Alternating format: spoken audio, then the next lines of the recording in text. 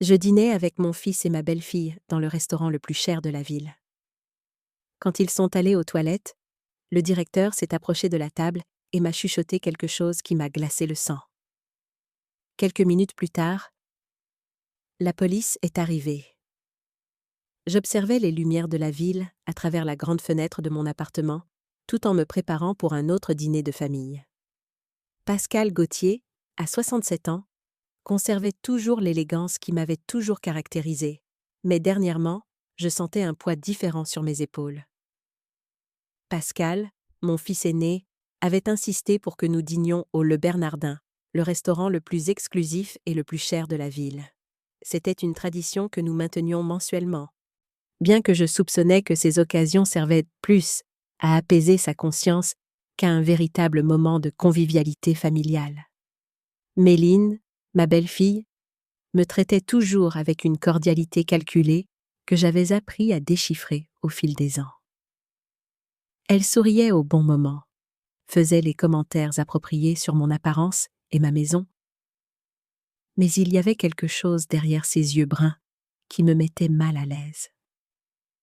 Pascal ne semblait pas le remarquer, ou peut-être choisissait-il de ne pas voir. L'amour nous rend parfois aveugles aux vérités les plus inconfortables. J'ai choisi une robe bleu marine discrète, mais élégante, et les perles que mon défunt mari m'avait offertes pour notre 30e anniversaire de mariage. En me regardant dans le miroir, je ne pouvais m'empêcher de penser à quel point la vie avait changé drastiquement après la mort d'Eduardo. Les enfants étaient devenus plus présents, mais d'une manière qui me faisait sentir plus comme une obligation que comme la matriarche de la famille que j'avais toujours été. Le chauffeur que Pascal avait engagé est arrivé ponctuellement à cette heure. C'était un homme poli, d'âge moyen, qui me saluait toujours respectueusement. Pendant le trajet à travers la ville, j'observais les rues animées en me demandant quand j'avais commencé à me sentir comme une étrangère dans ma propre vie. C'était peut-être l'âge ou peut-être la sensation croissante que les gens autour de moi gardaient eux des secrets que je n'arrivais pas à déchiffrer. Pascal m'attendait déjà à l'entrée du Le Bernardin à mon arrivée. À 35 ans, il avait hérité de la posture imposante de son père, mais pas de sa chaleur naturelle. Il portait un costume impeccable et sourit en me voyant, ce sourire professionnel qu'il utilisait tant dans les affaires qu'en famille. Méline était à ses côtés, éblouissante comme toujours dans une robe noire qui coûtait certainement plus que ce que beaucoup de gens gagnent en un mois. « Maman, tu es magnifique !» dit Pascal, embrassant ma joue avec son affection protocolaire habituelle. Méline s'approcha et m'embrassa délicatement, prenant soin de ne pas froisser sa robe. « Pascal, quel plaisir de vous revoir !» murmura-t-elle avec ce ton qui me semblait toujours étudié. Le maître d'hôtel nous conduisit à la table réservée, l'une des meilleures du restaurant, avec une vue privilégiée sur le jardin intérieur. L'ambiance était sophistiquée, avec des lumières douces et une décoration minimaliste qui criait l'élégance discrète. D'autres clients conversaient à voix basse, créant une atmosphère d'exclusivité que Pascal appréciait visiblement. Pendant que nous examinions le menu, j'ai essayé d'entamer une conversation sincère. « Comment vont les affaires, Pascal ? Tu sembles tendu ces derniers temps ?» ai-je observé, remarquant les lignes d'inquiétude autour de ses yeux. Il échangea un regard rapide avec Méline avant de répondre. « Tout va bien, maman. Juste quelques défis normaux du marché, » dit-il, sa voix sonnant plus tendue qu'il ne voulait le montrer. Méline intervint doucement. « Pascal travaille très dur pour développer l'entreprise. Il est normal qu'il y ait quelques pressions ?» commenta-t-elle, posant sa main sur la sienne dans un geste qui semblait plus calculé qu'affectueux. J'ai commandé un saumon grillé aux légumes, tandis qu'ils ont opté pour des plats plus élaborés. Le sommelier a recommandé un vin français coûteux que Pascal approuva sans hésiter. J'observais comme il essayait d'impressionner avec des gestes grandioses, comme si l'argent pouvait masquer ce qui se passait réellement dans sa vie. Pendant le premier plat, la conversation a coulé superficiellement sur des sujets sûrs. La météo, les rénovations que j'envisageais pour la maison, les projets de voyage de Méline pour la prochaine saison. Mais je sentais une tension sous-jacente, comme si nous jouions tous des rôles dans une pièce dont j'ignorais la véritable intrigue. « Vous semblez préoccupé par quelque chose ?» ai-je finalement commenté, décidant d'être plus direct. « Y a-t-il quelque chose que vous devez me dire ?» Pascal a failli s'étrangler avec son vin, et Méline a rapidement détourné son regard vers son assiette. Le silence qui suivit était chargé de sens, confirmant mes soupçons qu'il y avait des secrets gardés. « Ce n'est rien d'important, maman. » Pascal a finalement répondu, mais sa voix manquait de la conviction nécessaire pour me rassurer. « Juste des questions quotidiennes. » Méline ajouta rapidement, « Peut-être devrions-nous commander le dessert. » « Le chef est célèbre pour son tiramisu, » suggéra-t-elle, essayant visiblement de changer de sujet.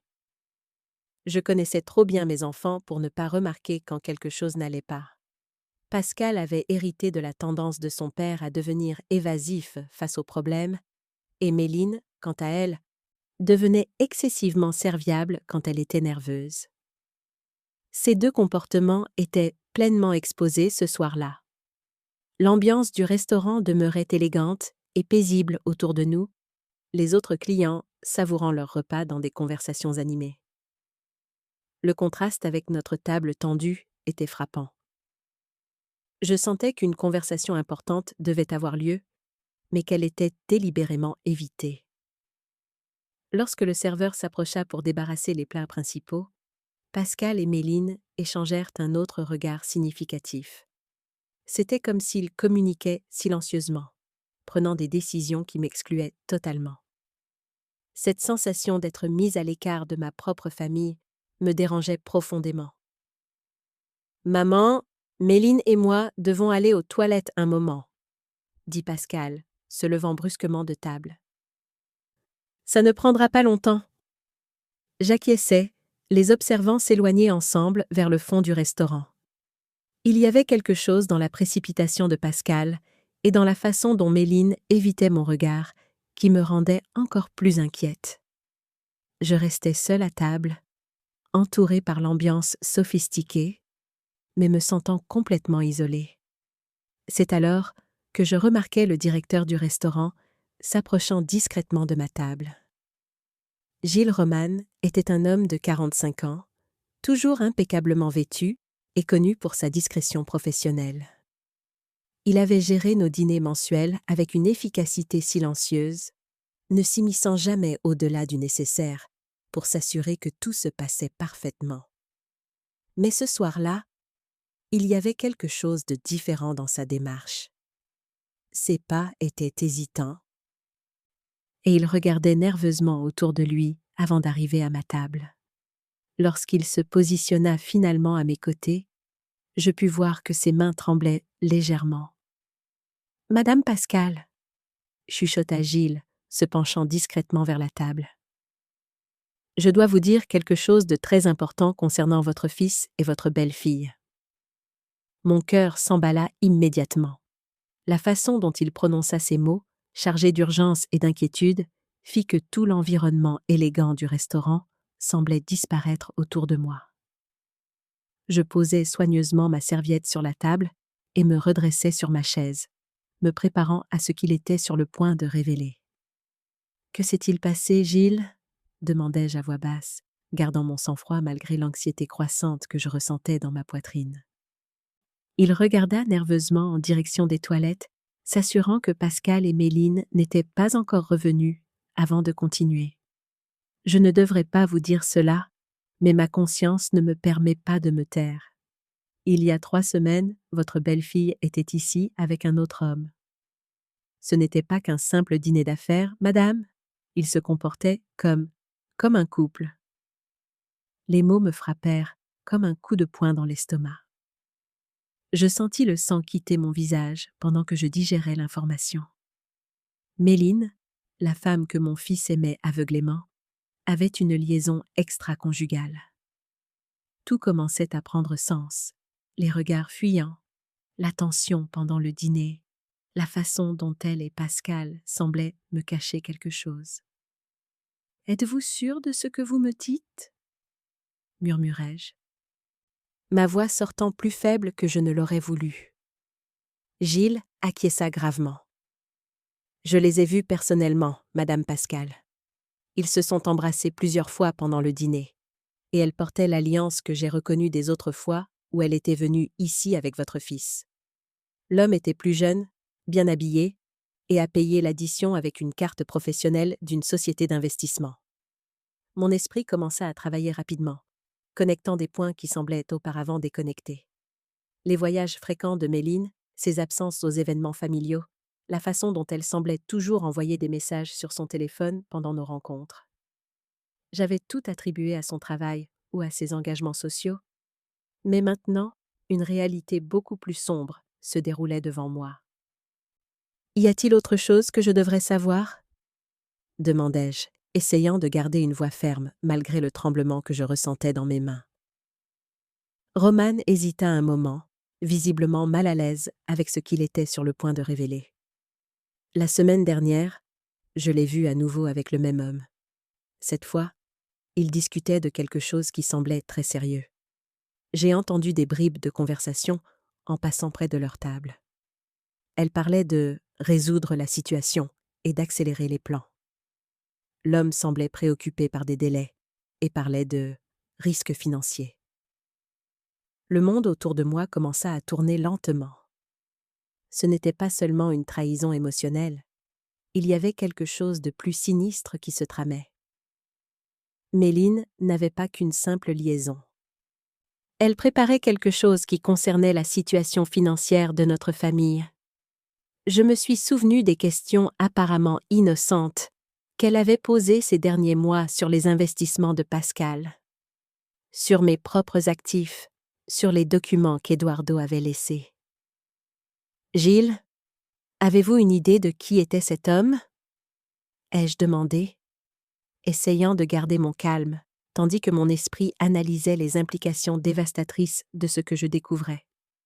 J'ai pu voir le nom sur sa carte de crédit quand il a réglé l'addition la première fois, a-t-il répondu, regardant encore une fois en direction des toilettes. Sébastien Santana, de Santana Investissement. C'est une entreprise qui a une réputation douteuse dans le milieu financier.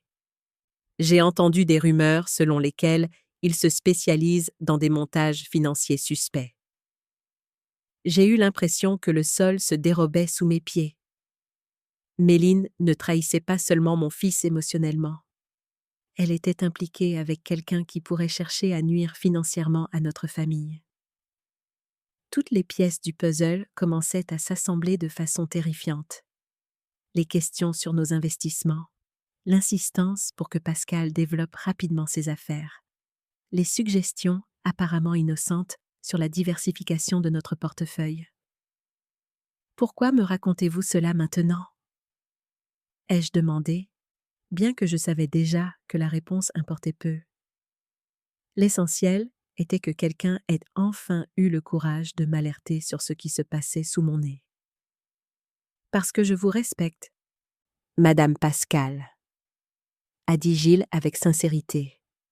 « Votre famille fréquente ce restaurant depuis des années, et j'ai vu comment vous traitez tout le monde avec dignité et respect. Je ne peux pas rester silencieux en sachant que quelque chose de terrible pourrait être préparé contre vous. Ma conscience ne me le permettrait pas. » J'ai respiré profondément, essayant d'organiser mes pensées. Je devais agir, mais je devais aussi être intelligente. Confronter Méline directement pourrait l'amener à accélérer tout plan qu'elle pourrait tramer. D'un autre côté, je ne pouvais pas simplement rester inactive en sachant que mon fils était manipulé et que notre famille était potentiellement en danger. « Depuis combien de temps travaillez-vous dans ce restaurant, Gilles ?» ai-je demandé, une idée commençant à se former dans mon esprit. « 15 ans, madame. »« Je connais pratiquement tous les clients réguliers et leurs histoires, » a-t-il répondu, semblant intrigué par le changement de direction de la conversation. Alors, vous devez connaître des personnes influentes, des gens avec des connexions? Ai-je continué, ma voix gagnant en détermination. J'ai besoin d'aide pour découvrir exactement ce qui se passe avant qu'il ne soit trop tard. Gilles a lentement acquiescé. J'ai quelques contacts qui peuvent t'aider. Il y a un détective privé qui a déjà travaillé pour d'autres clients du restaurant dans des situations délicates. Il est discret et efficace. Avant que je puisse répondre, j'ai entendu des pas qui approchaient. Pascal et Méline revenaient des toilettes, parlant à voix basse. Gilles s'est immédiatement redressé et a repris son attitude professionnelle habituelle. Mais pas avant de chuchoter rapidement. Je vais laisser la carte du détective avec le sommelier. Demandez à parler à Pierre avant de partir. J'ai observé mon fils et ma belle-fille s'approcher de la table. Et pour la première fois, j'ai pu voir à travers la façade que Méline avait si soigneusement construite. Ses sourires semblaient être forcés, ses mouvements calculés. Pascal, en revanche, semblait sincèrement mal à l'aise, comme s'il était forcé de participer à quelque chose qu'il ne comprenait pas complètement. « Désolé pour l'attente, maman », a dit Pascal, tirant la chaise pour Méline avant de s'asseoir. Nous avons rencontré des connaissances en chemin. Méline m'a souri, ce sourire parfaitement répété que je reconnaissais maintenant comme complètement faux. J'espère que vous ne vous êtes pas ennuyé, Pascal. L'ambiance ici est toujours si agréable pour la contemplation. Au contraire, ai-je répondu, forçant mon propre sourire. J'ai eu une conversation très intéressante avec le directeur. Il m'a raconté des histoires fascinantes sur les clients réguliers de cet endroit. J'ai remarqué comment Méline a légèrement tendu les épaules, bien que son sourire soit resté en place. Pascal, complètement ignorant de la tension sous-jacente, a fait signe au serveur. « Et si nous commandions le dessert ?» a-t-il suggéré. J'ai entendu dire que le chef a préparé quelque chose de spécial aujourd'hui. Pendant que nous attendions le serveur, mon esprit travaillait furieusement. Je devais maintenir les apparences jusqu'à ce que j'obtienne plus d'informations.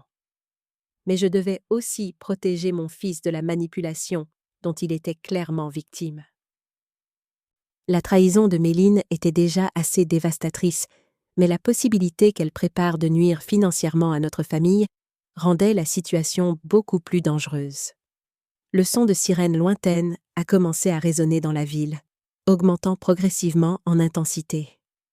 Au début, je n'y ai pas prêté beaucoup d'attention, supposant qu'il s'agissait simplement de la circulation normale d'une soirée animée en ville.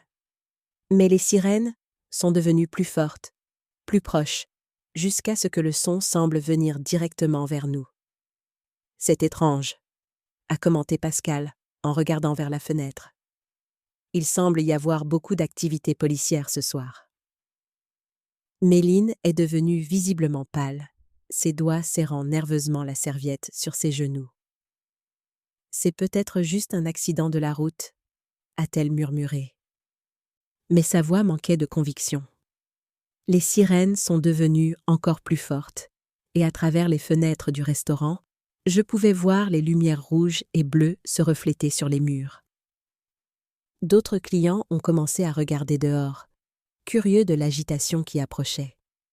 C'est alors que j'ai réalisé que les voitures de police ne faisaient pas que passer devant le restaurant. Elles s'arrêtaient devant. Les portes du restaurant se sont brusquement ouvertes, et 3 policiers en uniforme sont entrés avec des expressions sérieuses et déterminées. Leurs mouvements étaient coordonnés, professionnels, comme s'ils exécutaient une opération planifiée. Le brouhaha des conversations dans la salle principale a cessé instantanément, remplacé par un silence tendu et expectant.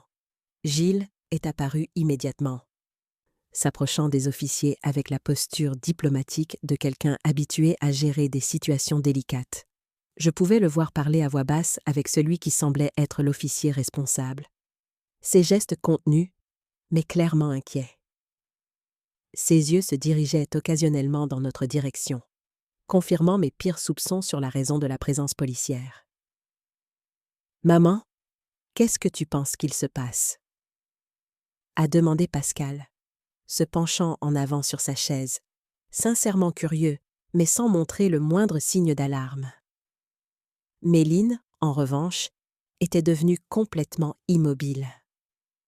Ses mains tremblaient légèrement alors qu'elle tenait son verre de vin, et je pouvais voir de petites gouttes de sueur se former sur son front, malgré la température agréable de la pièce. Ses yeux allaient nerveusement des policiers aux issues possibles du restaurant. « Je ne sais pas, mon chéri, » ai-je répondu calmement, gardant ma voix ferme tout en observant chaque réaction de ma belle-fille. « C'est peut-être juste un contrôle de routine. » L'officier responsable a fait signe à Gilles, qui s'est immédiatement dirigé vers nous. Ses pas étaient mesurés, contrôlés, mais je pouvais percevoir la tension dans ses épaules. Quand il est arrivé à notre table, il s'est penché discrètement, s'adressant spécifiquement à Méline. « Madame Gauthier, » a dit Gilles à voix basse. « Les officiers aimeraient s'entretenir avec vous quelques minutes. C'est juste une question de routine, mais ils demandent que cela se fasse en privé. » La couleur a complètement quitté le visage de Méline. Elle a rapidement regardé Pascal, puis moi, comme si elle cherchait une issue de secours qui n'existait simplement pas. Ses mains ont commencé à trembler plus visiblement, et elle a dû poser son verre sur la table pour éviter qu'il ne tombe. « Avec moi ?» a-t-elle demandé, sa voix sortant en un murmure presque inaudible. « Mais je ne comprends pas. Pourquoi veulent-ils me parler ?» Pascal s'est immédiatement levé, instinctivement protecteur. « Il doit y avoir une erreur, » a-t-il dit, regardant tour à tour Gilles et les policiers. « Mon épouse n'a rien à voir avec quelque problème que ce soit. » Un des officiers s'est approché de la table, un homme d'âge moyen à l'expression professionnelle, mais non hostile. « Monsieur Gauthier, je comprends votre inquiétude, mais nous devons parler avec votre épouse de certaines questions financières qui pourraient être liées à une enquête en cours. » C'est juste pour des éclaircissements. Mon esprit a commencé à relier rapidement les points. Les informations que Gilles avait partagées avec moi sur Sébastien Santana et Santana Investimentos, les questions apparemment innocentes de Méline sur nos finances, et maintenant l'arrivée de la police. Tout s'emboîtait d'une façon qui confirmait mes pires craintes. « Des questions financières ?» a répété Pascal, sa voix chargée de confusion sincère. « Quel genre de questions financières ?» L'officier a maintenu son expression neutre. « Monsieur, il serait préférable que nous discutions de cela en privé. Il y a une salle réservée où nous pouvons parler plus discrètement. » Méline a finalement retrouvé sa voix, bien que tremblante et défensive. « J'ai le droit de savoir de quoi je suis accusée avant d'aller où que ce soit avec vous. »« Personne n'est accusé de quoi que ce soit pour le moment, madame, » a répondu l'officier patiemment. « Nous enquêtons sur certaines irrégularités dans une société d'investissement, et votre nom est apparu dans certains documents. Nous voulons simplement clarifier votre relation avec cette entreprise. » La mention d'une société d'investissement a fait bondir mon cœur. C'était exactement ce que Gilles m'avait dit à propos de Sébastien Santana. J'ai regardé Méline et j'ai vu la panique grandir dans ses yeux. Elle savait exactement de quoi parlaient les policiers, et sa réaction confirmait qu'il y avait beaucoup plus en jeu qu'une simple infidélité conjugale. « Quelle entreprise ?» insista Pascal, visiblement frustré par le manque d'informations précises. « Ma femme travaille dans le secteur financier, c'est normal que son nom apparaisse sur des documents d'entreprise. » Le second officier, une femme à l'apparence compétente et déterminée, intervint. « Monsieur Gauthier, nous comprenons que c'est déconcertant, mais Santana Investimentos fait l'objet d'une enquête pour fraude et blanchiment d'argent. Nous devons parler à tous ceux qui ont eu des contacts avec l'entreprise. » Le nom Santana Investimentos tomba comme une bombe sur notre table. J'ai vu Pascal regarder Méline avec une expression de totale surprise, tandis qu'elle semblait au bord de l'effondrement. Ses mains tremblaient maintenant si violemment qu'elle dut entrelacer ses doigts pour tenter de les contrôler. « Je n'ai jamais entendu parler de cette entreprise, » dit Pascal lentement, regardant directement Méline. « Chérie, tu connais cette Santana Investimentos ?» Méline ouvrit et ferma la bouche plusieurs fois avant de pouvoir former des mots.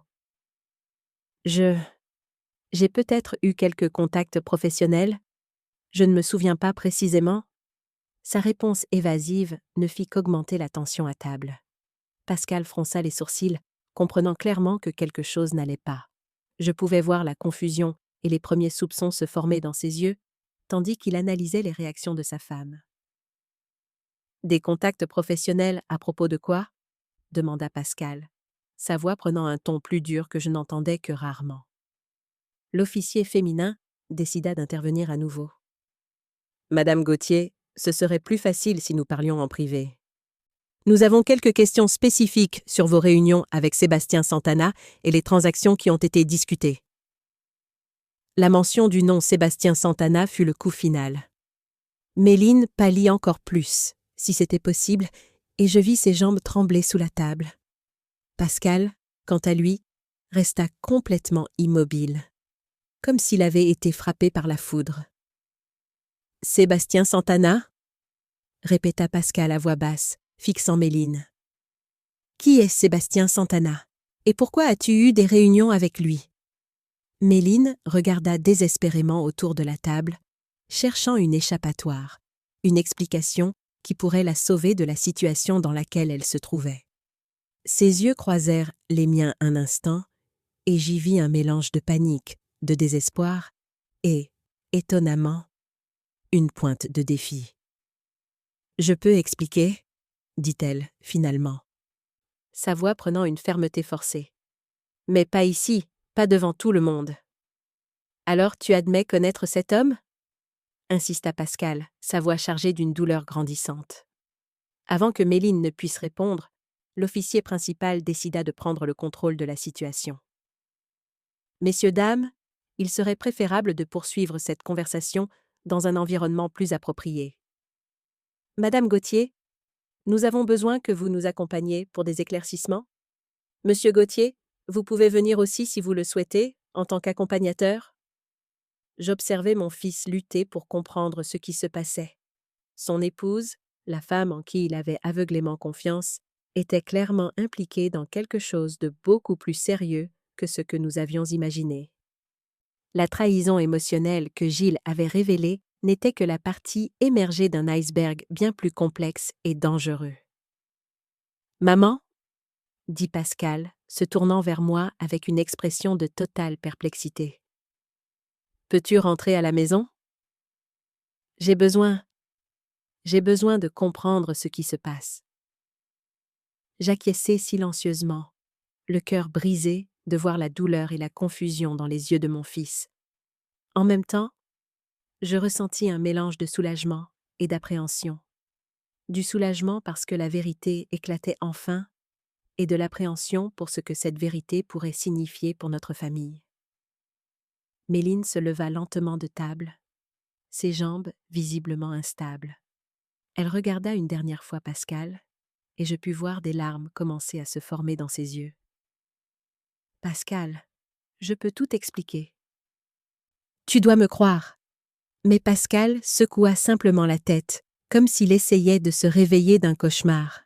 « Je ne sais plus quoi croire, Méline. » Les policiers se positionnèrent discrètement aux côtés de Méline, prêts à l'escorter.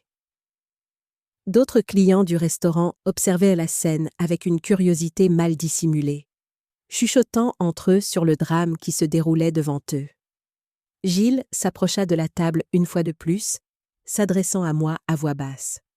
« Madame Pascal, Pierre est à la réception avec ce dont nous avons parlé précédemment, si vous en avez besoin. » Je compris immédiatement qu'il faisait référence à la carte du détective privé. J'acquiesçai discrètement, reconnaissante pour sa prévoyance et son attention. Il était clair que nous aurions besoin d'aide professionnelle pour naviguer dans la tempête qui ne faisait que commencer.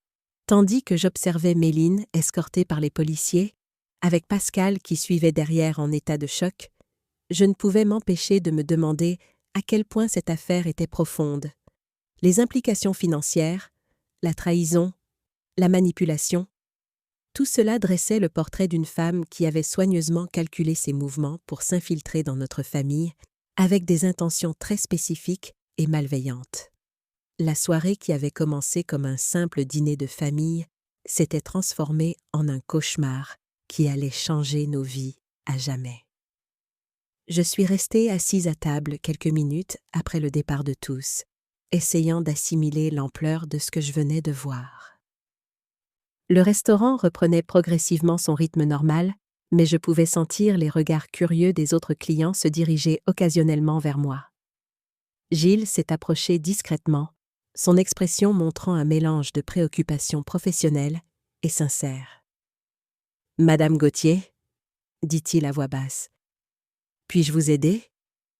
Pierre est toujours à la réception si vous avez besoin de lui parler. » J'ai acquiescé lentement, sentant le poids de la situation s'installer complètement sur mes épaules. « Merci, Gilles. Pourriez-vous lui demander de me retrouver dans le hall dans quelques minutes ? J'ai juste besoin de me ressaisir. »« Bien sûr, » répondit-il avec compréhension. « Et madame, pour ce que ça vaut, je suis désolé que cela se soit passé ainsi. Je sais que ce n'était pas facile d'entendre ces informations sur votre belle-fille. » J'ai respiré profondément, essayant d'organiser mes pensées. La révélation sur Sébastien Santana et Santana Investimentos avait complètement transformé ma perception de Méline. Ce qui semblait initialement être une simple infidélité conjugale se révélait maintenant comme quelque chose de beaucoup plus complexe et dangereux. La possibilité qu'elle se soit rapprochée de notre famille avec des intentions financières spécifiques me rendait à la fois furieuse et terrifiée. « Gilles, » dis-je en le regardant directement. « Vous avez mentionné avoir observé des comportements étranges pendant des mois. Pouvez-vous m'en dire plus ?» Il a regardé discrètement autour de lui avant de se pencher plus près. « Eh bien, madame, comme je l'ai dit, elle posait souvent des questions sur vos finances et celles de M. Pascal. Mais il y avait d'autres choses aussi. Elle payait toujours avec des cartes différentes, jamais la même 2 fois. Et parfois, elle recevait des appels qui la rendaient visiblement nerveuse. Elle sortait pour y répondre et revenait clairement agitée. Ces informations ne faisaient que confirmer mes soupçons grandissants. Et concernant Sébastien Santana ? L'avez-vous déjà vu personnellement ? Oui, madame. Il est venu ici plusieurs fois, toujours très bien habillé, conduisant différentes voitures de luxe. Il avait l'apparence d'un homme d'affaires prospère, mais il y avait quelque chose dans son attitude qui me dérangeait. Il avait ce type d'assurance qui vient de quelqu'un habitué à manipuler les situations. J'ai senti un frisson parcourir mon échine. La description de Gilles dressait le portrait d'un homme dangereux, quelqu'un capable d'orchestrer des stratagèmes élaborés. Et il se comportait comme un couple ? Gilles a gravement acquiescé. Malheureusement, oui. Il y avait une intimité évidente entre eux, mais aussi une dynamique étrange. Parfois, on aurait dit qu'il lui donnait des instructions, et elle semblait toujours tendue en sa présence, comme si elle était sous pression. Cette information m'a fait reconsidérer toute la situation. Peut-être que Méline n'était pas simplement une opportuniste calculatrice, mais aussi victime d'une forme de coercition. Cette possibilité compliquait significativement mes sentiments à son égard, bien que cela ne diminuât pas mon inquiétude pour Pascal et notre sécurité financière. Merci pour votre honnêteté, Gilles. Je sais que ce n'était pas facile de me dire tout cela. Madame Gauthier, dit-il avec sincérité, j'ai beaucoup de respect pour votre famille. Vous êtes client depuis des années, et je ne pouvais pas rester silencieux en sachant que quelque chose n'allait pas. Je me suis levée lentement de table, sentant le poids de mes 67 ans plus que jamais. La soirée avait commencé comme un dîner familial routinier, et s'était transformé en un cauchemar qui menaçait de détruire tout ce que j'avais travaillé à construire et à protéger. Je me suis dirigée vers le hall du restaurant, où j'ai trouvé Pierre, qui attendait discrètement près de la réception.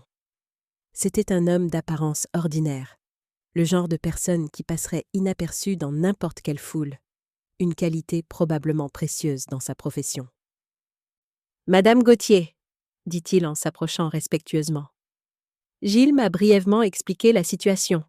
Comment puis-je vous aider ?»« Pierre, j'ai besoin d'une enquête complète sur ma belle-fille, Méline Gauthier, et sa relation avec Sébastien Santana et Santana Investimentos. J'ai aussi besoin de comprendre si notre sécurité financière familiale est en danger. » Il a acquiescé professionnellement. Je comprends parfaitement. D'après ce que Gilles m'a raconté, je soupçonne que votre belle-fille pourrait être impliquée dans un système plus vaste. La Santana Investimentos a été mentionnée dans les cercles d'investigation depuis plusieurs mois. Cette information m'a encore plus alarmée. Avez-vous déjà entendu parler de cette entreprise auparavant? Oui, madame. Il y a des rumeurs selon lesquelles ils gèrent un système de Ponzi sophistiqué, utilisant des relations personnelles pour accéder à des investisseurs fortunés. Ils identifient leurs cibles par le biais d'une recherche détaillée, puis infiltrent quelqu'un dans le cercle social de la victime. J'ai senti mon estomac se nouer en entendant cette description. La possibilité que mon fils ait été délibérément ciblé et manipulé à travers une relation frauduleuse était dévastatrice. Vous suggérez que le mariage de mon fils était planifié? C'est une possibilité que nous devons examiner, a répondu Pierre prudemment. Ces systèmes sont extrêmement sophistiqués.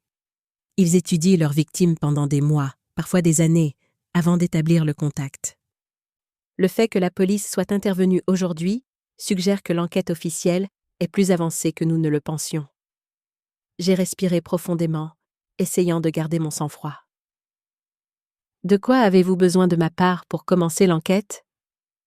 Tout d'abord, j'ai besoin de tous les détails sur la façon dont votre fils a rencontré Méline, quand ils se sont mariés, et toute information financière que vous vous sentez à l'aise de partager.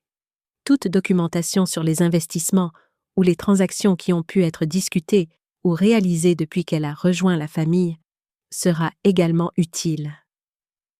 J'ai commencé à revoir mentalement les 2 dernières années depuis que Pascal avait rencontré Méline. Ils s'étaient rencontrés lors d'une conférence d'affaires à Saint-Oygor, où elle travaillait pour une société de conseil financier. Leur relation avait progressé rapidement, et ils s'étaient mariés après seulement 8 mois de fréquentation. À l'époque, je pensais que c'était simplement l'impétuosité de la jeunesse, mais maintenant, je commençais à voir un schéma plus sinistre.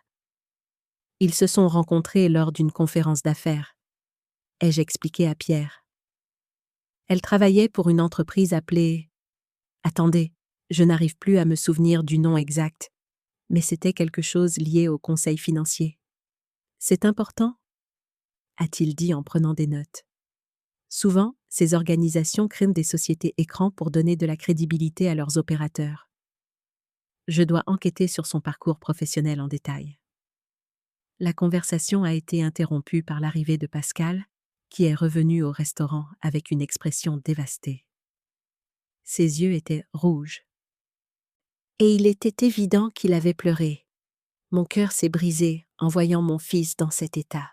« Maman » a-t-il dit en s'approchant de nous. La police a emmené Méline pour l'interroger. Ils ont dit que cela pourrait prendre des heures, peut-être jusqu'au petit matin. J'ai posé ma main sur son bras pour le réconforter. « Comment te sens-tu, chérie ? » « Je ne comprends rien à ce qui se passe. » a-t-il répondu, passant ses mains dans ses cheveux de frustration. Méline était complètement paniquée. Elle n'arrêtait pas de répéter qu'elle pouvait tout expliquer, mais elle n'arrivait pas à donner des réponses directes. Qui est ce Sébastien Santana? Pourquoi a-t-elle eu des réunions secrètes avec lui? J'ai regardé Pierre, qui a hoché discrètement la tête, comprenant que nous devions être prudents sur la quantité d'informations à partager à ce moment-là. Pascal était déjà émotionnellement fragile, et le bombarder avec des soupçons sur l'étendue de la manipulation pourrait être contre-productif. Pascal, ai-je dit prudemment. Il vaut peut-être mieux attendre de comprendre complètement la situation avant de tirer des conclusions hâtives. Mais maman, la police a parlé de fraude et de blanchiment d'argent. Comment ma femme peut-elle être impliquée dans quelque chose comme ça? Elle travaille dans la finance, oui, mais elle m'a toujours semblé éthique et professionnelle. Pierre s'est présenté discrètement. Monsieur Gauthier, je suis détective privé. Votre mère m'a engagé pour aider la famille à comprendre pleinement cette situation. Je peux vous assurer que nous travaillerons pour découvrir la vérité, quelle qu'elle soit. Pascal nous a regardés avec une expression confuse. Maman, tu étais déjà au courant? Tu soupçonnais quelque chose? La question directe m'a mise dans une position difficile. Je ne voulais pas mentir à mon fils, mais je ne voulais pas non plus le dévaster complètement en révélant tous les soupçons que j'avais développés sur sa femme. Chérie, ai-je dit en choisissant soigneusement mes mots. J'avais quelques inquiétudes, mais je n'ai jamais imaginé que cela puisse être quelque chose de cette ampleur. Gilles, le gérant ici, m'a alerté sur certains comportements qui l'inquiétaient. Pascal s'est tourné pour chercher Gilles, qui s'était tenu discrètement à l'écart pendant notre conversation.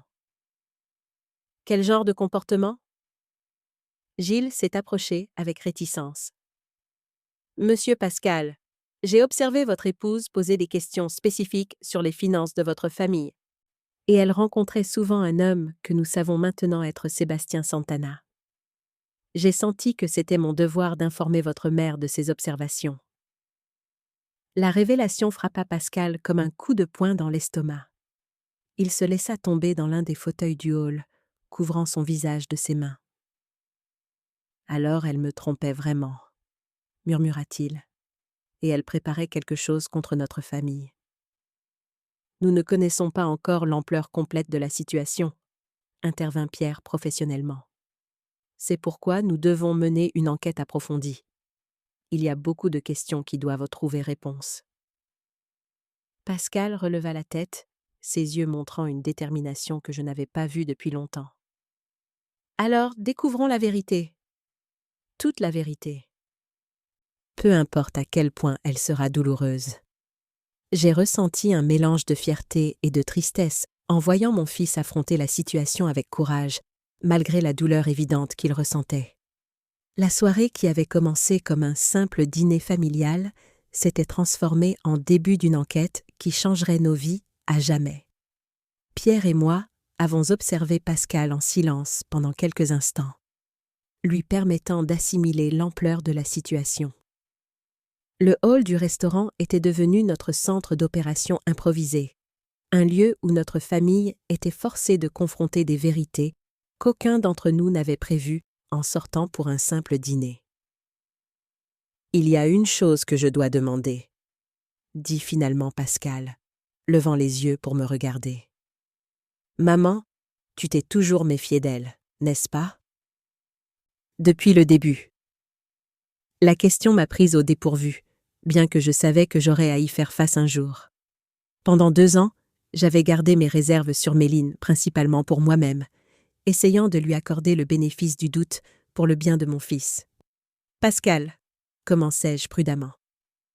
J'avais certaines inquiétudes, oui, mais je n'ai jamais imaginé que cela puisse être quelque chose de cette nature.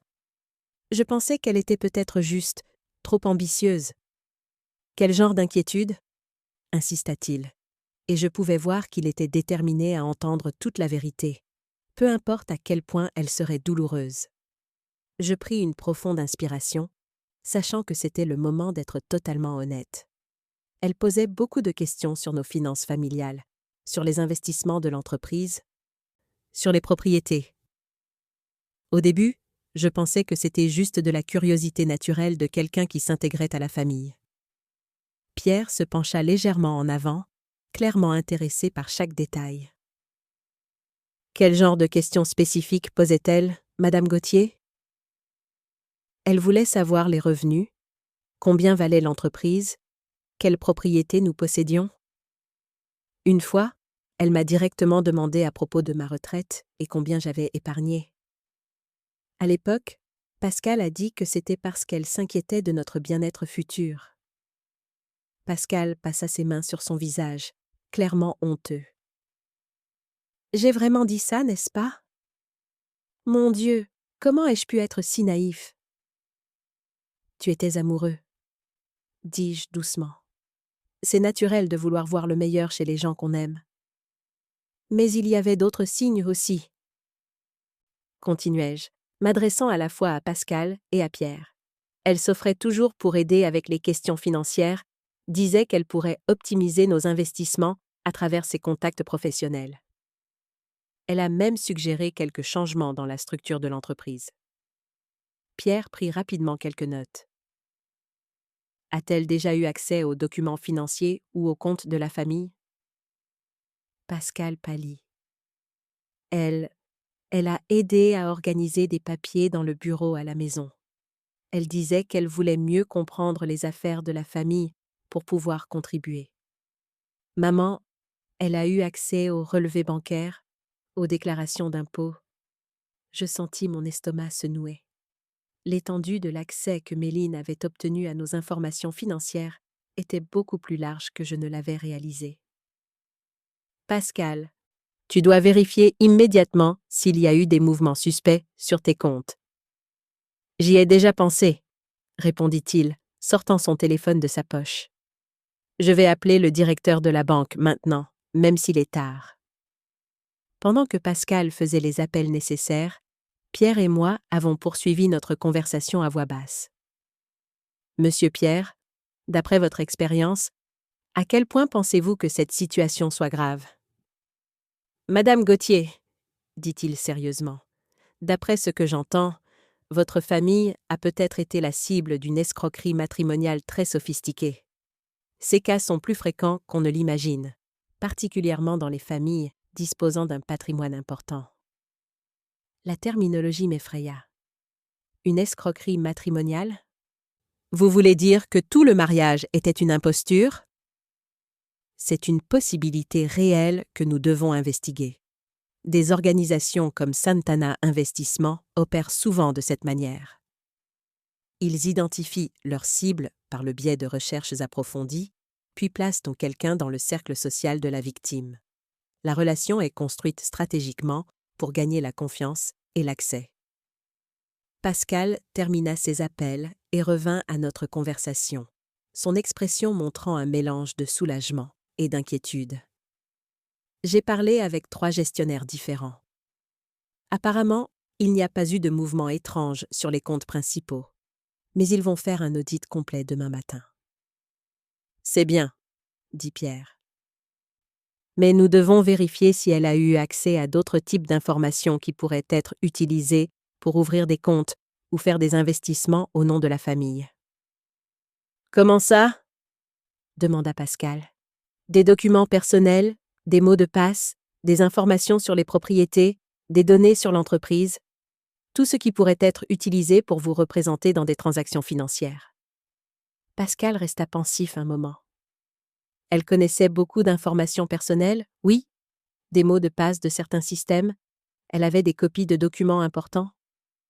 Maman, tu te souviens quand elle s'est proposée d'organiser tous nos papiers importants dans un système numérique? Ce souvenir me frappa comme la foudre.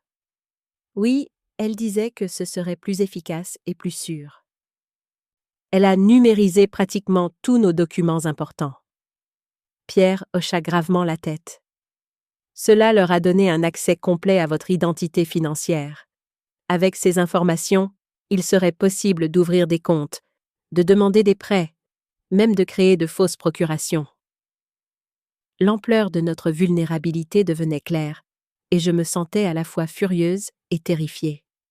Pendant 2 ans, j'avais permis à une étrangère d'avoir un accès complet à nos vies, lui faisant confiance parce que mon fils l'aimait.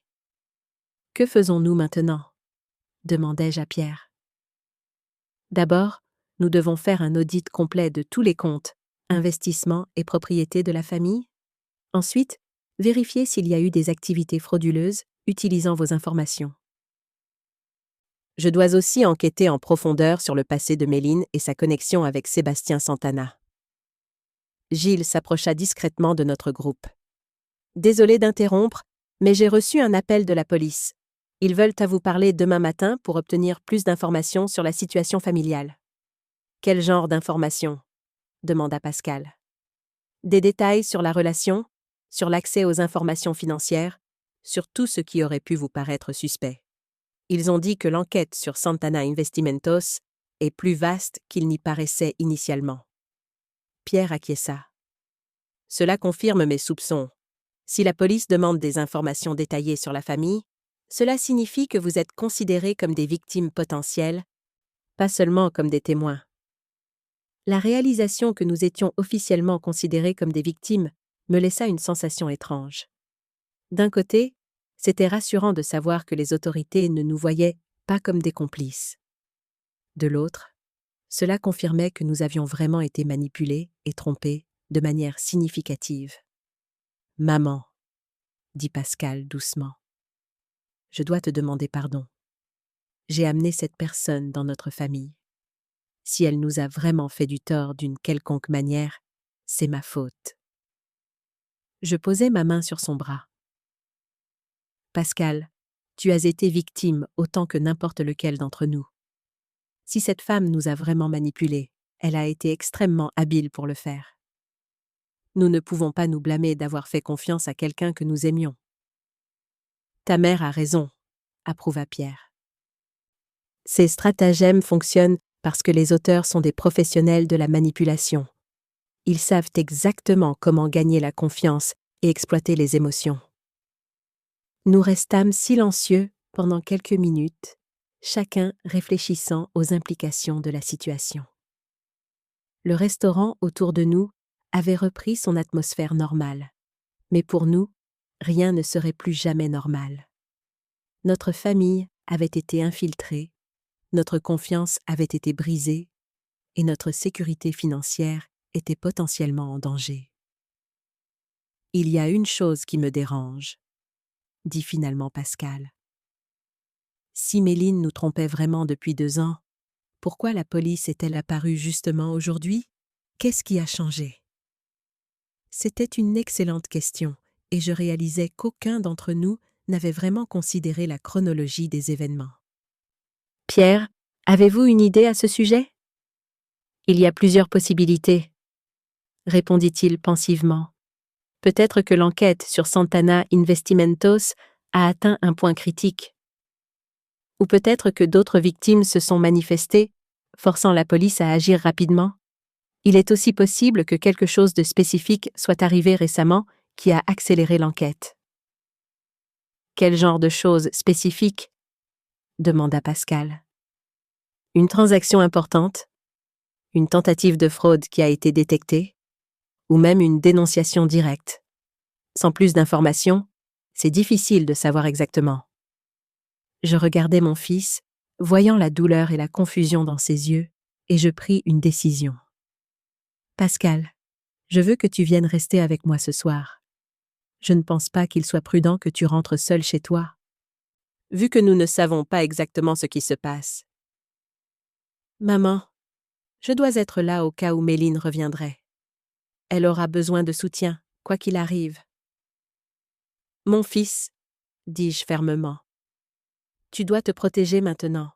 Si elle nous a vraiment trompés, ta loyauté pourrait être utilisée contre toi. » Pierre acquiesça. « Ta mère a raison. Jusqu'à ce que nous comprenions complètement la situation, il vaut mieux garder une certaine distance. Cela te protégera aussi légalement. » Pascal hésita, visiblement partagé entre sa loyauté conjugale et les preuves croissantes qu'il avait été trompé. Finalement, il accepta à contre-cœur. « D'accord. Mais juste pour cette nuit. » J'ai ressenti un immense soulagement en entendant son accord. La soirée avait été des montagnes russes émotionnelles, et l'idée que Pascal rentre seul chez lui, où il pourrait être confronté à une Méline désespérée ou potentiellement dangereuse, me terrifiait. « Très bien, » dit Pierre, rangeant ses notes. « Je commencerai l'enquête première chose demain matin. J'ai besoin que vous fassiez une liste complète de toutes les informations auxquelles Méline a eu accès, toutes les situations suspectes dont vous pourriez vous souvenir, et toute documentation pertinente que vous avez chez vous. J'acquiesçais, révisant déjà mentalement des années d'interaction avec ma belle-fille, sous ce nouveau regard suspicieux. Combien de conversations innocentes avaient en réalité été des interrogatoires déguisés? Combien de gestes d'affection avaient été calculés pour gagner notre confiance? Alors que nous nous préparions à quitter le restaurant, Gilles s'approcha une dernière fois. « Madame Gauthier, si vous avez besoin de quoi que ce soit, n'hésitez pas à me contacter. Je me sens en partie responsable de ne pas avoir parlé de mes soupçons plus tôt. »« Gilles, dis-je sincèrement, vous avez fait exactement ce qu'il fallait faire. Votre courage de parler aujourd'hui a peut-être sauvé notre famille de conséquences bien pires. » Nous sommes sortis du restaurant ensemble, Pascal et moi, marchant vers ma voiture. La nuit était fraîche, et les lumières de la ville semblaient différentes maintenant, moins accueillantes et plus menaçantes. Notre vie avait changé irrévocablement en quelques heures, et je savais que les prochains jours apporteraient des révélations qui mettraient notre famille à l'épreuve d'une façon que nous n'avions jamais imaginée. Pendant que nous traversions le parking du restaurant, le silence entre Pascal et moi était chargé de tension et de réflexion. Les lampadaires éclairaient nos pas, créant des ombres qui semblaient danser autour de nous, comme si même la nuit elle-même était inquiète des événements dont nous avions été témoins. « Maman » dit doucement Pascal en m'ouvrant la porte passager. « J'essaie toujours de digérer tout ça. Ça semble irréel que notre vie ait tellement changé en quelques heures. » Je m'installai dans le siège et attendis qu'il fasse le tour de la voiture pour s'asseoir côté conducteur.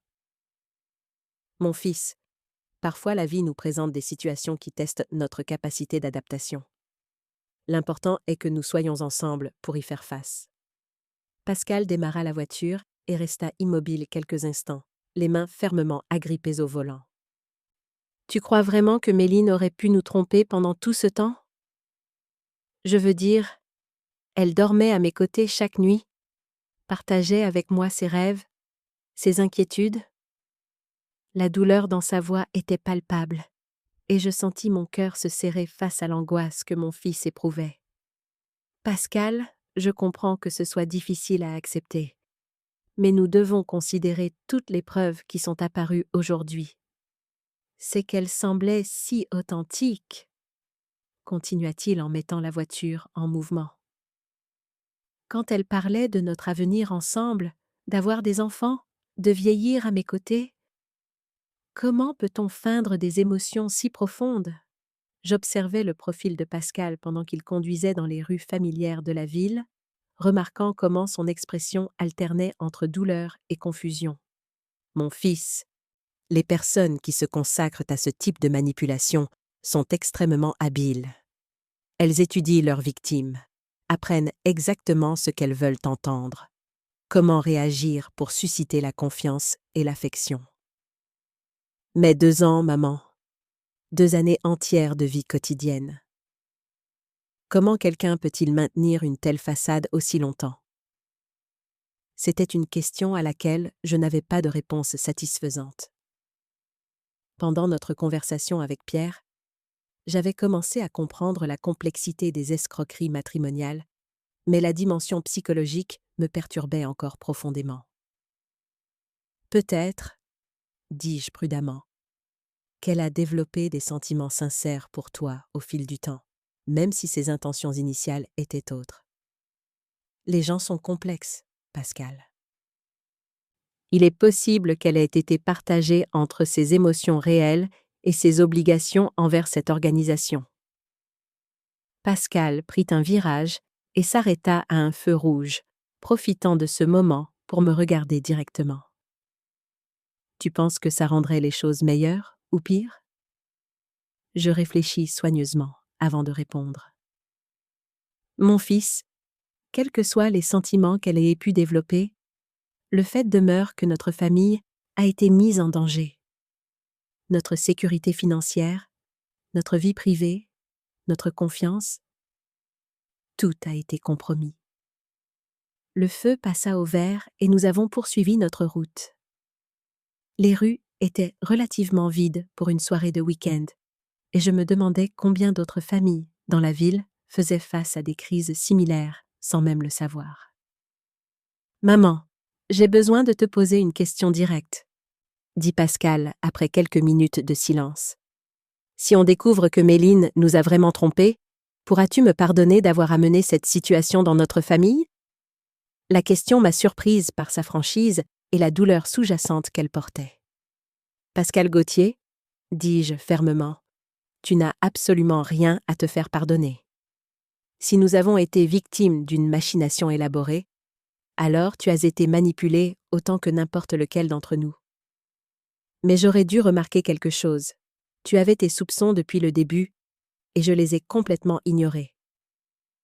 Je soupirais profondément, me rappelant les nombreuses conversations que nous avions eues au sujet de Méline au fil des années. Mon fils, mes soupçons étaient vagues et basés plus sur l'intuition que sur des preuves concrètes. Tu étais amoureux. Et il est naturel que l'amour nous rende plus confiants envers les personnes que nous aimons. Mais tu as essayé de m'avertir plusieurs fois, n'est-ce pas? Et j'ai toujours pris sa défense. J'ai toujours trouvé des explications pour justifier tout comportement questionnable.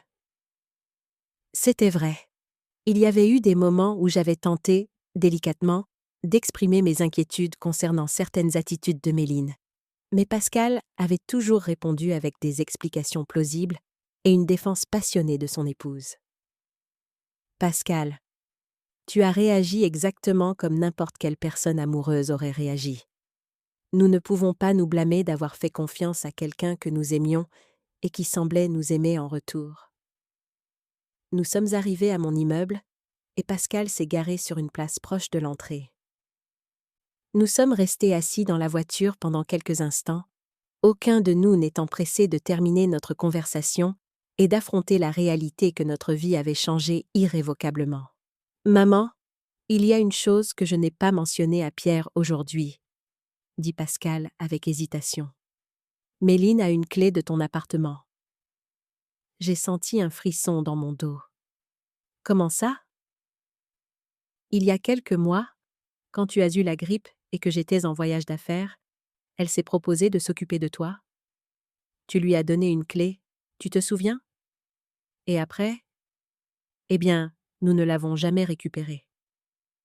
Le souvenir m'a frappé comme un éclair.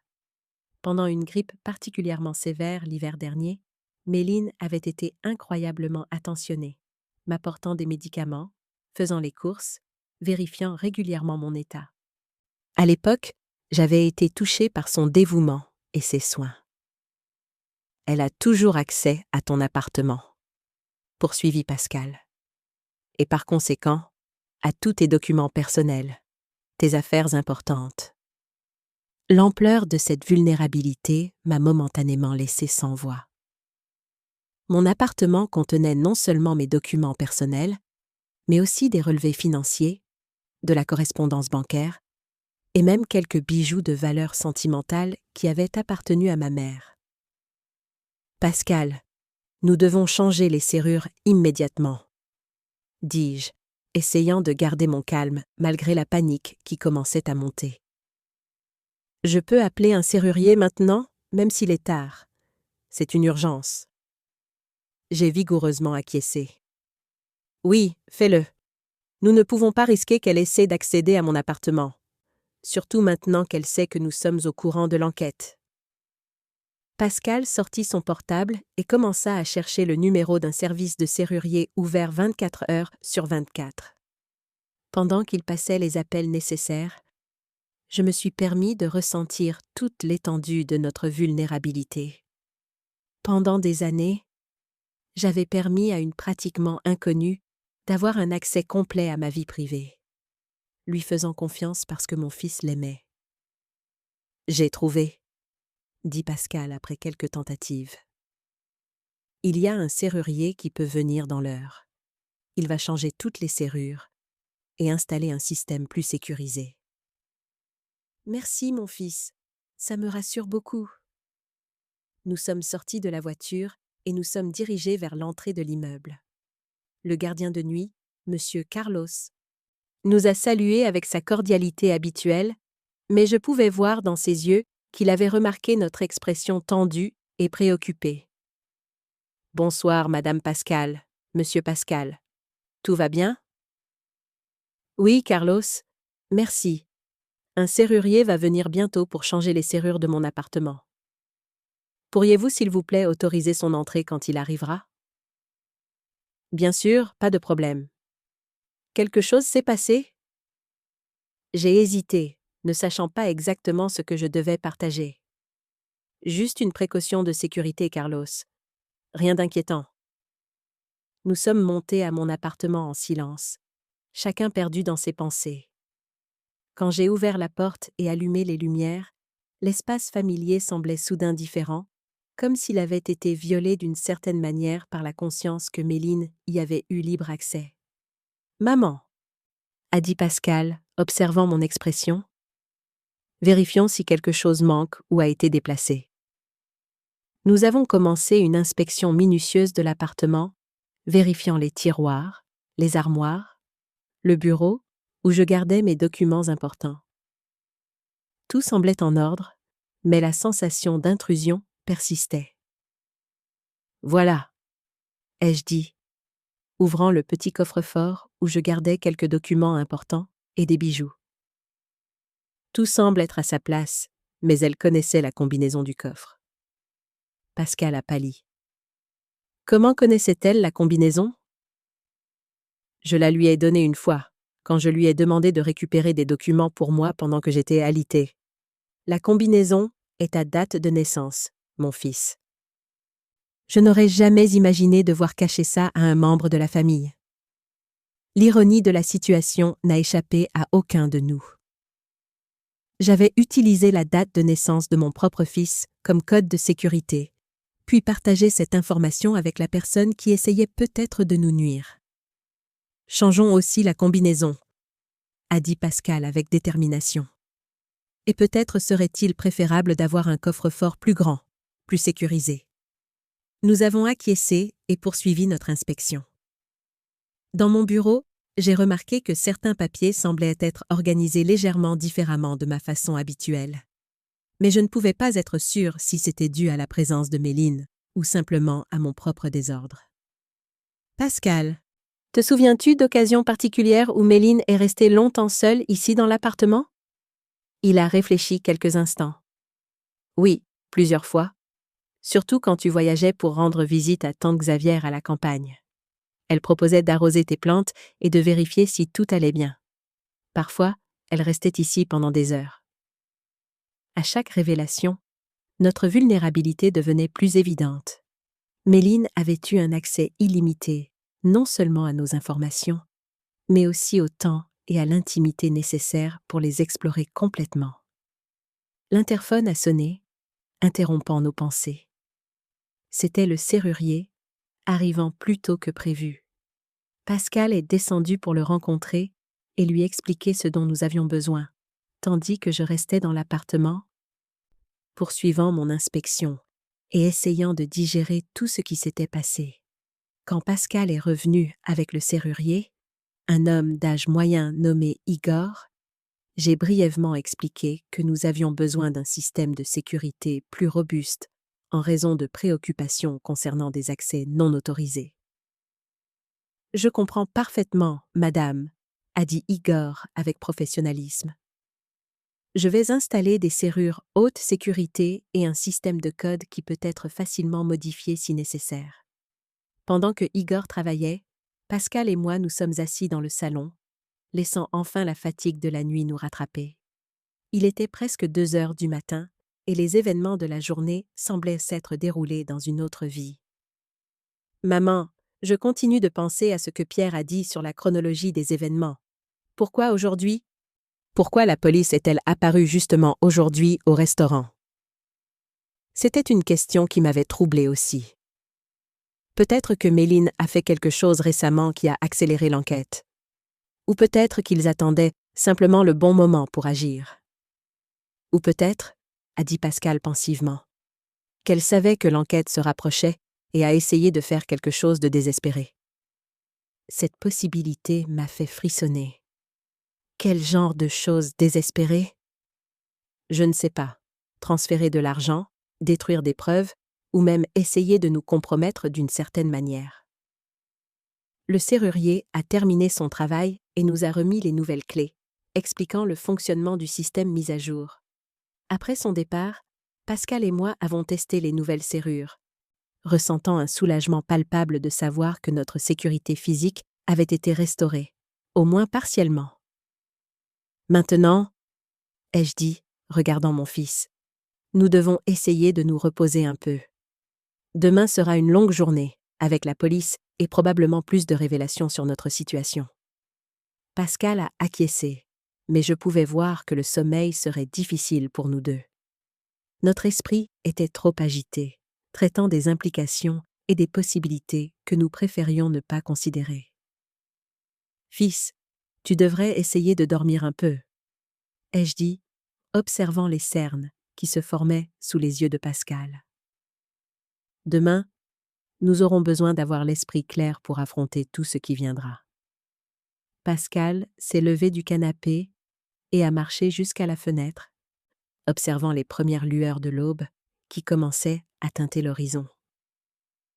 Maman, je n'arrive pas à arrêter de penser. C'est comme si toute ma vie n'était qu'un mensonge. Chaque moment passé avec Méline, chaque projet que nous avons fait ensemble, chaque fois qu'elle m'a dit qu'elle m'aimait. La douleur dans sa voix était presque palpable, et je sentis mon cœur se serrer face à l'angoisse que mon fils éprouvait. Je me levai et m'approchai de lui, posant ma main sur son épaule. Pascal, même si nous découvrons qu'elle nous a trompés depuis le début, cela ne signifie pas que tous les moments étaient faux. Peut-être a-t-elle développé des sentiments sincères au fil du temps? Il se tourna vers moi, et je pus voir des larmes se former dans ses yeux. Mais comment savoir ce qui était réel et ce qui était joué? Comment faire confiance à nouveau après ça?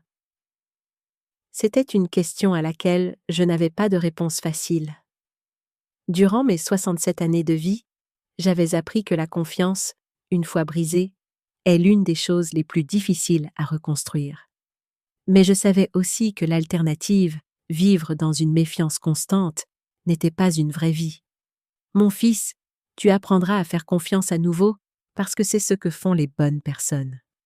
Cela peut prendre du temps, ce peut être difficile, mais tu ne peux pas permettre qu'une personne malhonnête détruise ta capacité à aimer et à faire confiance. Le téléphone sonna, interrompant notre conversation. Il était 5h30 du matin, et je m'inquiétais immédiatement de qui pouvait appeler à une heure si inhabituelle. Pascal décrocha rapidement. « Allô? Oui, c'est lui. » Son expression passa progressivement de la curiosité à la surprise, puis à ce qui semblait être un mélange de soulagement et d'appréhension. « Oui, je comprends. Nous pouvons être là dans 1 heure. Merci d'avoir appelé. » Il raccrocha et se tourna vers moi avec une expression complexe. C'était le détective Pierre. Ils ont arrêté Méline il y a 2 heures. Je ressentis un étrange mélange de soulagement et de tristesse. Du soulagement car la menace immédiate avait été neutralisée, de la tristesse car cela confirmait définitivement que notre famille avait été victime d'une élaboration minutieuse. « Qu'a-t-il dit d'autre ?» demandai-je, m'asseyant lourdement sur le canapé. Pascal s'approcha et s'assit à côté de moi. « Elle a été arrêtée en essayant d'accéder à des comptes bancaires en mon nom. Apparemment, elle a tenté de transférer une somme importante pendant la nuit, mais la banque a bloqué la transaction et prévenu les autorités. » L'ampleur de la trahison me frappa comme une vague. Pendant toutes ces années, Méline avait collecté des informations, attendant le bon moment pour agir. Le dîner au restaurant, notre découverte de l'enquête, tout cela avait dû accélérer ses plans. « Combien d'argent a-t-elle essayé de voler ?» demandai-je, bien que je n'étais pas sûre de vouloir connaître la réponse. Pierre n'a pas donné de détails spécifiques au téléphone, mais il a dit que c'était une somme substantielle. Il veut que nous allions au commissariat pour faire une déposition et signer quelques documents. Je me levai et allai dans la salle de bain pour me laver le visage et essayer d'organiser mes pensées. L'eau froide aida à éclaircir mon esprit, mais ne parvint pas à alléger le poids de la situation. Quand je revins dans le salon, Pascal portait une chemise propre qu'il avait apportée dans un sac d'urgence la veille. « Maman, il y a quelque chose que je dois te dire, » dit-il avec hésitation. Hier, quand Méline s'est enfuie du restaurant, elle n'est pas allée directement chez elle. Le détective m'a dit qu'elle s'est d'abord arrêtée dans un hôtel du centre-ville. Je fronçai les sourcils, confuse. Un hôtel? Pourquoi? Apparemment, elle a rencontré quelqu'un là-bas. Un homme que la police pense être le coordinateur de l'opération frauduleuse. Il surveillait l'hôtel depuis des semaines. La complexité du stratagème continuait de se révéler, couche après couche. Ce n'était pas seulement Méline agissant seule, elle faisait partie d'une organisation plus large, plus sophistiquée. Pascal, cela signifie-t-il que d'autres familles pourraient vivre la même situation que nous? Il acquiesça gravement. Pierre a mentionné qu'ils avaient identifié au moins 12 cas similaires dans la région. Tous impliquant des jeunes femmes qui ont épousé des hommes de familles établis, ont obtenu l'accès à des informations financières et ont ensuite tenté d'effectuer des transferts non autorisés. L'idée que notre expérience faisait partie d'un schéma plus large me laissait à la fois horrifiée et, étrangement, un peu soulagée. Au moins, nous n'étions pas les seuls à avoir été trompés par des personnes en qui nous avions totalement confiance. Nous préparâmes un café rapide et partîmes pour le commissariat. Pendant le trajet, Pascal me raconta plus de détails qu'il avait obtenus du détective. Méline avait utilisé des documents falsifiés pour ouvrir des comptes au nom de Pascal, avait collecté des informations sur nos investissements et nos propriétés, et avait même photographié des documents importants lors de ses visites dans mon appartement. L'ironie, dis-je en observant le trafic matinal de la ville, c'est qu'elle semblait vraiment tenir à nous. Je me souviens comment elle s'est occupée de moi quand j'étais malade, comment elle s'enquérait toujours de ma santé, comment elle semblait sincèrement intéressée par notre famille. Pascal soupira profondément. C'est peut-être l'aspect le plus troublant de toute cette histoire. Elle était si convaincante que même toi, avec toute ton expérience et ton intuition, tu as douté de tes propres soupçons. C'était vrai. Il y avait eu des moments où je m'étais sentie coupable de remettre en question les intentions de Méline, particulièrement quand elle manifestait une attention et une affection qui semblaient sincères. La manipulation avait été si subtile et si bien exécutée que même ma méfiance naturelle avait été ébranlée. Nous sommes arrivés au commissariat où nous avons été reçus par le détective Pierre, qui semblait avoir passé toute la nuit à travailler sur l'affaire.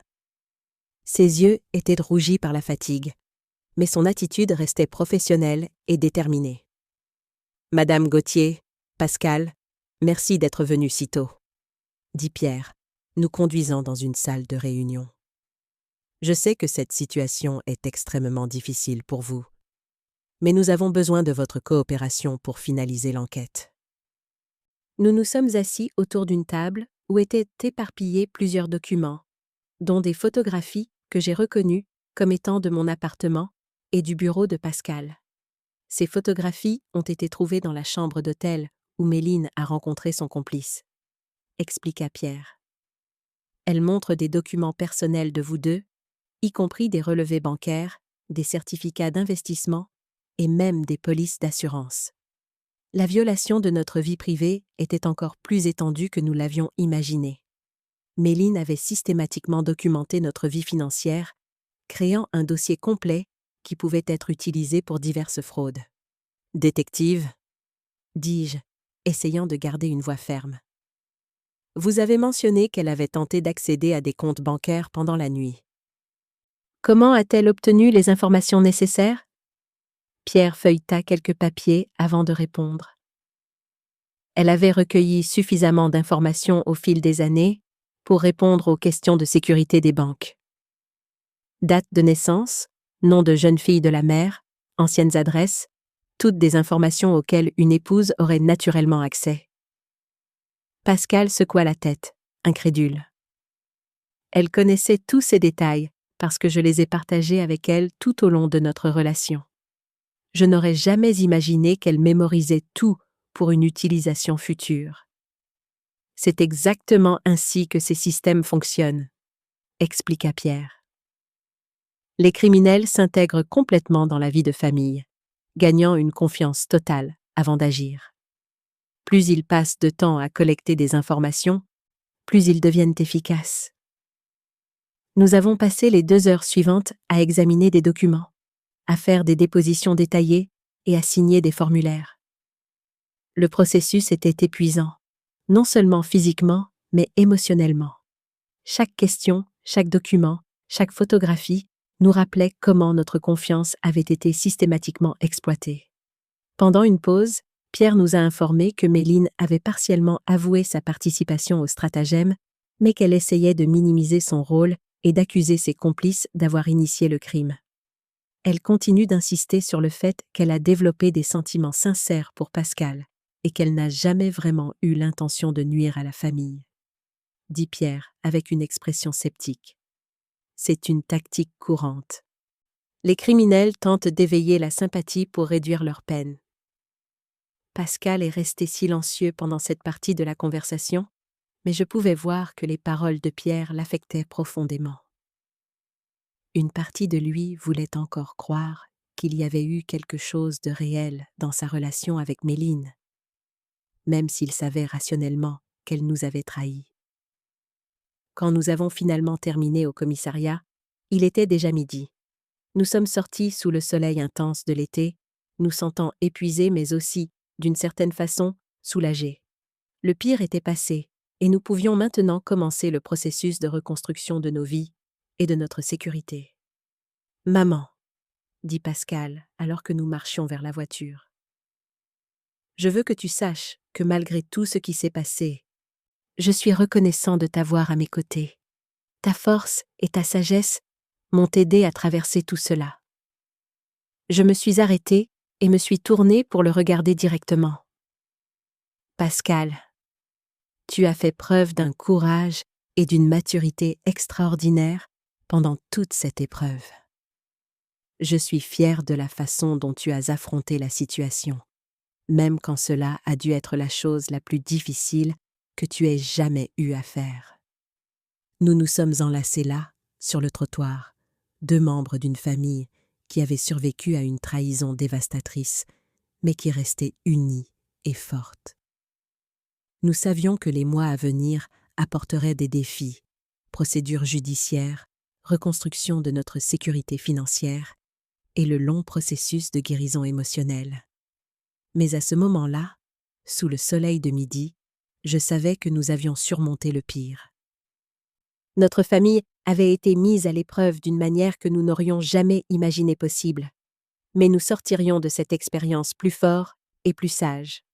Et plus important encore, nous en sortirions ensemble. 2 ans plus tard. J'observais Pascal par la fenêtre de la cuisine pendant qu'il jouait dans le jardin avec Quincy, notre nouvelle petite fille de 6 mois. À 37 ans, mon fils avait retrouvé un bonheur que je n'avais pas vu dans ses yeux depuis avant qu'il ne rencontre Méline. Léane, sa nouvelle épouse, était à ses côtés, riant tandis que Quincy essayait d'attraper les feuilles qui tombaient des arbres. « Pascal, tu es pensive aujourd'hui, » remarqua Léane en entrant dans la cuisine avec Quincy dans les bras. À 32 ans, elle était complètement différente de Méline, transparente, chaleureuse, sans couche cachée d'intention. Elle avait rencontré Pascal dans un groupe de soutien pour victimes de fraude, où tous deux avaient cherché de l'aide pour surmonter leurs traumatismes respectifs. « Je réfléchis simplement à comme la vie a changé, » ai-je répondu, souriant à ma belle-fille tout en préparant le déjeuner dominical. « Il y a 2 ans, notre famille était brisée. Aujourd'hui, nous vous avons, toi et cette petite princesse. » Léane s'est approchée et m'a donné une étreinte latérale, un geste simple qui démontrait la sincérité de son affection. Pascal m'a parlé de cette soirée au restaurant. Cela a dû être terrifiant de découvrir que vous aviez été trompé pendant si longtemps. J'ai acquiescé, me souvenant de cette nuit fatidique au Le Bernardin. C'était dévastateur, mais c'était aussi le début de notre libération. Parfois, la vérité la plus douloureuse est préférable au mensonge le plus confortable. La procédure judiciaire avait duré 18 mois. Méline a été condamnée à 6 ans de prison pour fraude, tentative de vol et falsification de documents. Sébastien Santana a reçu une peine encore plus sévère, 12 ans, pour avoir dirigé l'organisation criminelle qui avait fait au moins 15 victimes dans la région. Pendant le procès, nous avons découvert que Méline avait été recrutée alors qu'elle était endettée après avoir perdu son emploi précédent, devenant à la fois criminelle et victime d'un système qui exploitait les vulnérabilités humaines. « Maman Pascal !» a dit Quincy, tendant ses petits bras potelés vers moi. Je l'ai prise dans mes bras, sentant mon cœur se réchauffer avec le poids familier d'une enfant qui appartenait vraiment à notre famille. Pascal est entré dans la cuisine, ses cheveux légèrement grisonnants aux tempes, un changement apparu après le stress des événements d'il y a 2 ans, mais qui lui donnait un air plus mûr et sage. « Comment vont mes 3 femmes préférées ?» a-t-il demandé, embrassant Léane sur la joue et chatouillant Quincy, qui a ri délicieusement. « Nous parlons du passé, » a répondu Léane, me regardant avec compréhension. « Ta mère me racontait cette soirée au restaurant. » L'expression de Pascal est devenue plus sérieuse, mais il n'y avait plus la douleur dévastatrice qui accompagnait autrefois toute mention de ces événements. « C'était la pire et la meilleure soirée de ma vie, » a-t-il dit pensivement. La pire parce que j'ai découvert que j'avais été trompée pendant 2 ans. La meilleure parce que la vérité a finalement éclaté. Pendant les mois qui ont suivi le procès, Pascal avait suivi une thérapie intensive pour faire face au traumatisme de la trahison. Au début, il se blâmait constamment d'avoir fait entrer Méline dans notre famille, d'avoir ignoré mes avertissements subtils, d'avoir été si facilement manipulé. Il lui a fallu presque 1 an pour comprendre qu'il avait été victime de professionnels extrêmement habiles en manipulation psychologique. « Tu sais ce qui m'impressionne le plus ?» a poursuivi Pascal, s'asseyant à la table de la cuisine. « Comment Gilles a eu le courage de me dire la vérité ce soir-là. S'il n'avait pas parlé, Méline aurait pu transférer beaucoup plus d'argent avant d'être découverte. » Gilles Roman était devenu un véritable ami de la famille après cette nuit-là. Nous avons découvert qu'il avait observé des comportements suspects de Méline pendant des mois, mais avait hésité à parler, par peur de se tromper et de causer des problèmes inutiles. Sa décision finale de m'alerter avait sauvé notre sécurité financière et possiblement notre intégrité familiale. « Il vient déjeuner aujourd'hui ?» a demandé Léane, installant Quincy dans sa chaise haute. « Oui, il devrait arriver dans quelques minutes, » ai-je répondu en vérifiant l'horloge. Il apporte toujours ses biscuits spéciaux que Quincy adore. L'amitié avec Gilles s'était développée naturellement après les événements traumatisants. Il nous rendait souvent visite, particulièrement pendant les premiers mois, quand Pascal luttait contre la dépression et une méfiance généralisée. Gilles était devenu une figure paternelle de substitution pour mon fils pendant cette période difficile, offrant une perspective masculine et un soutien émotionnel que moi, en tant que mère, je ne pouvais pas apporter de la même façon. L'interphone a sonné et Pascal s'est levé pour répondre. « Ce doit être Gilles », a-t-il dit, se dirigeant vers l'interphone. Quelques minutes plus tard, Gilles est entré dans la cuisine portant non seulement les biscuits promis, mais aussi un bouquet de fleurs pour moi et un petit jouet pour Quincy. À 47 ans, il était devenu partie intégrante de notre famille recomposée. « Bonjour, famille Gauthier », dit Gilles chaleureusement en distribuant ses cadeaux. « Comment va notre princesse aujourd'hui ?» Quincy applaudit en voyant le nouveau jouet, un petit ours en peluche qu'elle essaya immédiatement de mettre dans sa bouche. Léane rit et détourna l'attention du bébé vers quelque chose de plus sûr. « Gilles, tu nous gâtes toujours, » dis-je en arrangeant les fleurs dans un vase. « Mais ta présence est déjà un cadeau suffisant. » « Madame Pascal, après tout ce que nous avons traversé ensemble, vous êtes ma famille, » répondit Gilles sincèrement. « De plus, je dois maintenir ma position de grand-père honoraire de Quincy. Pendant le déjeuner, nous avons parlé de choses quotidiennes, la croissance de Quincy, les projets de Léane pour reprendre le travail à mi-temps, les améliorations que Pascal apportait à son entreprise. La banalité de ces conversations m'était précieuse, me rappelant comment nous avions réussi à reconstruire une vie familiale saine après tant de traumatismes. « Maman », dit Pascal pendant le dessert, « il y a quelque chose que je veux te dire. Léane et moi pensons avoir un autre enfant. » J'ai senti mon cœur se réchauffer à cette nouvelle. C'est merveilleux, mon chéri. Quincy adorerait avoir un petit frère ou une petite sœur. Nous essayons depuis quelques mois, ajouta Léane, rougissant légèrement. Nous voulons que Quincy ait de la compagnie, et nous sentons que notre famille n'est pas encore complète. Gilles sourit largement. Cela signifie que j'aurai 2 petits-enfants honoraires à gâter? Certainement, répondit Pascal en riant. Mais tu gâtes déjà trop, Quincy. Elle va devenir impossible. J'ai observé cette interaction familiale avec une profonde gratitude. 2 ans auparavant, notre famille avait été dévastée par la découverte de la trahison et de la manipulation. Pascal était émotionnellement détruit, notre sécurité financière avait été menacée et notre confiance en notre propre jugement avait été sévèrement ébranlée. Aujourd'hui, nous avions une famille élargie qui incluait non seulement Léane et Quincy, mais aussi Gilles, qui était devenu le grand-père que Quincy n'aurait jamais connu du côté paternel. Nous avions appris à faire confiance à nouveau, mais plus sagement, avec un meilleur discernement. « Tu sais, » dis-je en regardant autour de la table ces visages chers. « Parfois, je pense que, malgré toute la douleur que Méline a causée, peut-être nous a-t-elle involontairement fait un cadeau. » Pascal fronça les sourcils. « Comment ça, maman ? » Elle nous a forcés à être plus proches en tant que famille. Avant ces événements, toi et moi avions une relation cordiale mais distante. Maintenant, nous parlons régulièrement, nous partageons nos inquiétudes, nous nous soutenons sincèrement. Léane hocha pensivement la tête. Pascal m'a dit que vous étiez devenus beaucoup plus proches après la découverte de la fraude. Peut-être que l'adversité a renforcé les véritables liens familiaux.